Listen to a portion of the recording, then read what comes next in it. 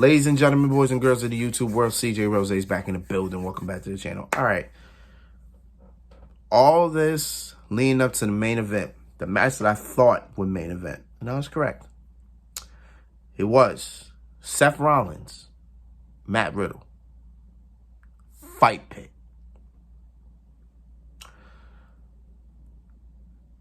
You know, as they were playing the video package before this match, I did not realize I forgot that there have been 2 fight pit matches. I thought there was only one. I thought it was just Matt Riddle versus Timothy Thatcher. No. Instead, the first one, or was that the second one? That was the second one. Yeah, that was the second one. The first one was Matt Riddle versus Timothy Thatcher. The second one was Timothy Thatcher versus Tommaso Ciampa. And that's how they became a tag team. But that means Timothy Thatcher's been in both. And he's undefeated. Let's get that one thing straight. He's undefeated. He beat both of them in that match. Thatcher beat Matt Riddle and Tommaso Ciampa in that match. So Thatcher's undefeated. I don't know. I think that was just something to talk about. Also, can't forget, special guest referee. The MMA legend, Daniel Cormier. Who, when he walked out, you know, to referee this match, I ain't gonna lie to you, the man looked out of shape. The man looked out of shape. I'm never gonna say this to his face, but we talking about like dog. Simon Miller made a prediction that it's gonna set up Daniel Cormier versus Seth Rollins, that crown jewel. I'm looking at Daniel Cormier. I'm looking at him. I'm like, bro, that man did not like he in fighting shape. That man like he ain't in shape at all. You want to talk about Daniel Cormier fighting? Like, that man like he fighting cholesterol, bro. Like he's fighting diabetes. I'm sorry. I shouldn't be saying that. I shouldn't be saying that. I don't look good myself, but I mean, damn. Call it as I see it. That man don't look in shape. He probably still got hands though. I'm just saying. But fight pit match pretty much is a cage. It's pretty much like a UFC in a sense. It's just a cage. It's cage, no ropes. You know, no pinfalls in this match either. Only way to win is by... I'm sorry, no pinfalls, no escape. Only way to win is to knock out your opponent or make them submit.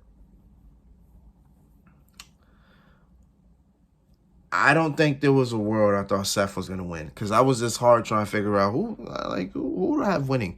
Matt Riddle was going to win this because it made all the sense in the world. Because technically, if you look at it, Seth couldn't win. I'm not saying Seth couldn't win this match, but I kind of had Matt Riddle. I was sort of leaning towards Matt Riddle in this, so I said, yeah, let me pick Matt Riddle. Boom. Seth Rollins had a tribute to Rob Van Dam. When Seth came out, I'm trying to figure out what the hell is he wearing.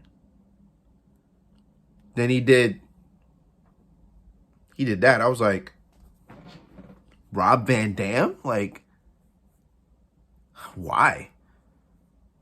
But if you looked at Ron's attire, I mean, it makes sense. Kind of had the dragon, because you know, if you watch Rob Van Dam and always watched his wrestling attire, he had damn near a different. He had a different singlet every night, but they were all dragon based. And I think Seth had like a dragon on the front of his like top. And if you looked at his boots, it had Rollins on it, because that's the same thing RVD had. I think Rob Van Dam had RVD on his boots when he wrestled. So I was like, why is he tributing Rob Van Dam? Like, he even had his hairstyle like Rob Van Dam. Rob Van Dam always wrestled in like that ponytail.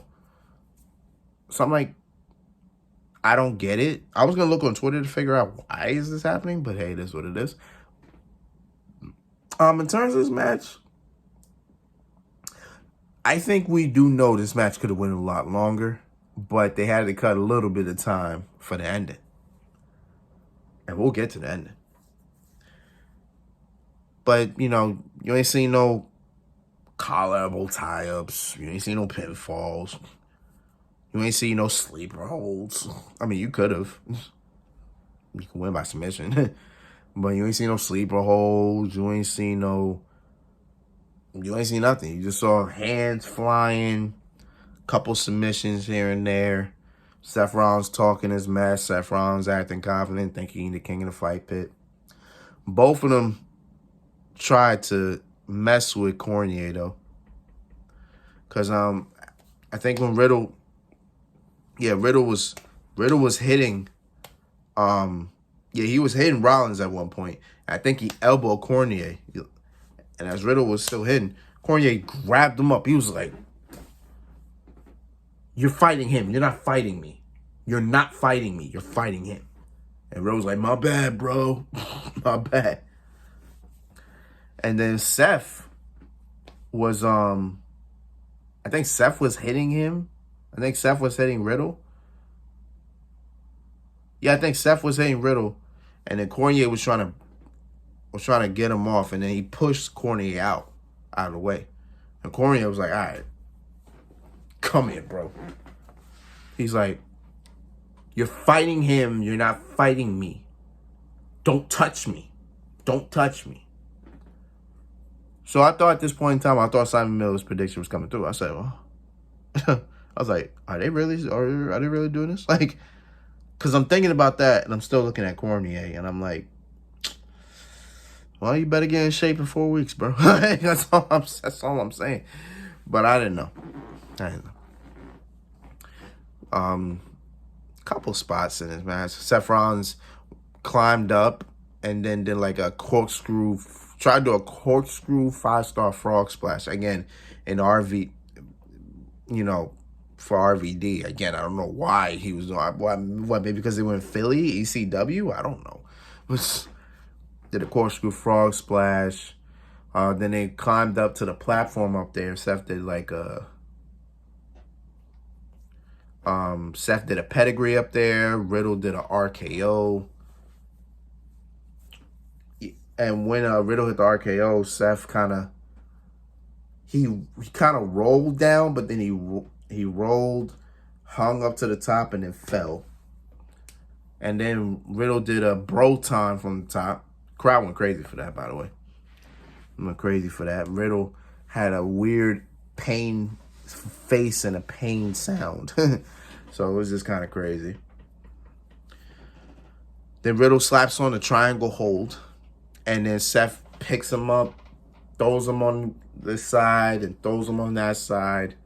Then bangs him on the mat. But Riddle still has it locked in. And then Seth taps out. Seth tapped out. Match over. Boom. Just like that. Match over. Pretty cool match. It was all right. It was what it was. Then the lights go out.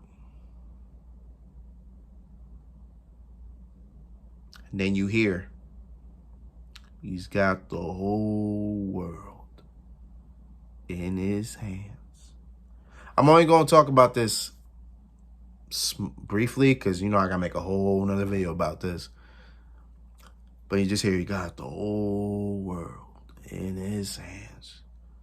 And then you see spotlights on the different characters from the Firefly Funhouse. Then on the big screen, before the big screen, there's the door. Then they show on the big screen.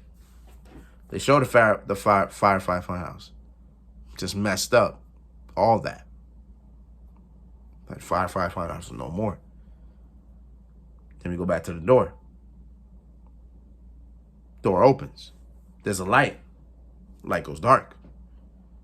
You seen a lantern walking up. See a man with a white rabbit mask. Removes it.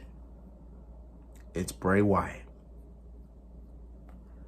Crowd goes, holy shit.